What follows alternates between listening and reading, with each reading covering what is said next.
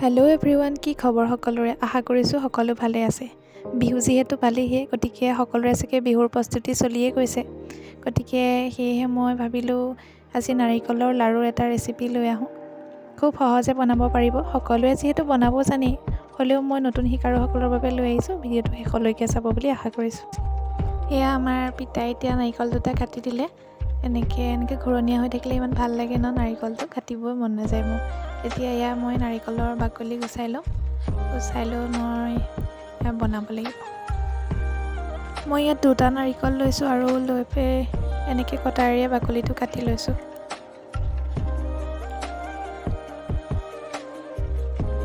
নাৰিকলখিনি বাকলি গুচোৱাৰ পাছত এয়া মোৰ ইমানখিনি নাৰিকল ওলালে।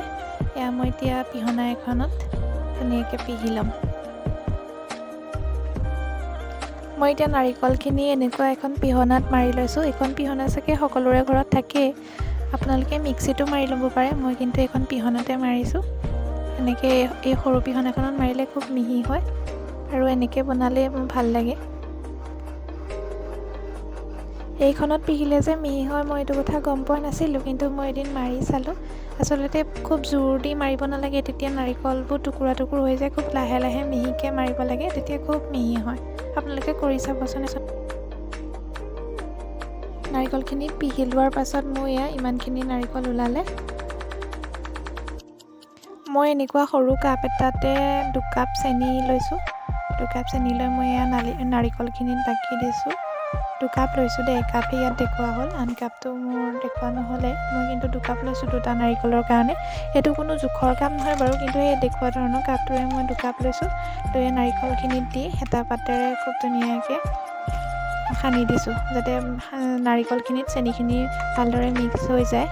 আৰু এইখিনি অলপ থৈ দিব পাৰিলে ভাল। নাৰিকলখিনিত চেনিখিনি ভালকৈ মিহলি হ'লে বনালে সোনকালে হয়, ভাল হয় তেতিয়া।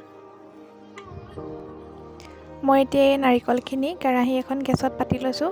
কেৰাহীখন খালি বগা হ'ব লাগে, য'ত মানে আপোনাৰ হালধি ব্যৱহাৰ নহয়। আৰু গেছটো অফ কৰি প্ৰথম কেৰাহীত এই নাৰিকলখিনি দি দিছোঁ। মই যিহেতু এখন পাতল কেৰাহী লৈছোঁ, গতিকে গেছটো যদি অন কৰি কেৰাহীখন দিয়া হয় তেতিয়া লাগি যাব পাৰে। গতিকে গেছটো প্ৰথম অফ কৰি কেৰাহীখনত নাৰিকল দি একদম চিমত দি এনেকৈ লৰাই আছোঁ। এনেকৈ লৰাই থাকিব লাগিব। খাবলৈ ভাল, কিন্তু এটাই কষ্ট, লৰাই থাকিব লাগে। লাগি ধৰিলে যিহেতু বেয়া হ'ব, গতিকে এনেদৰে লৰাই থাকিব লাগিব।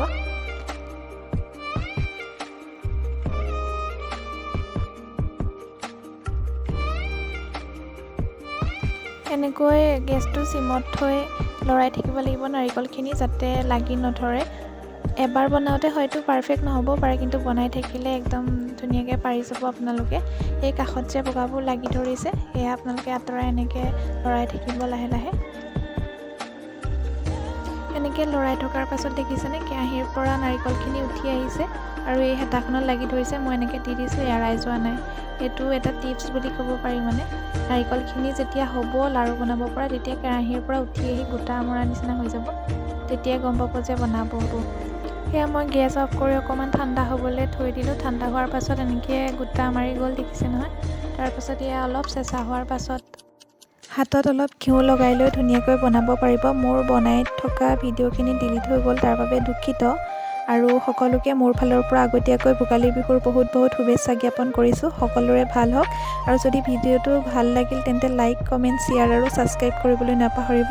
তেন্তে আজিলৈ আহোঁ। সকলোকে ধন্যবাদ ভিডিঅ'টো চোৱাৰ বাবে।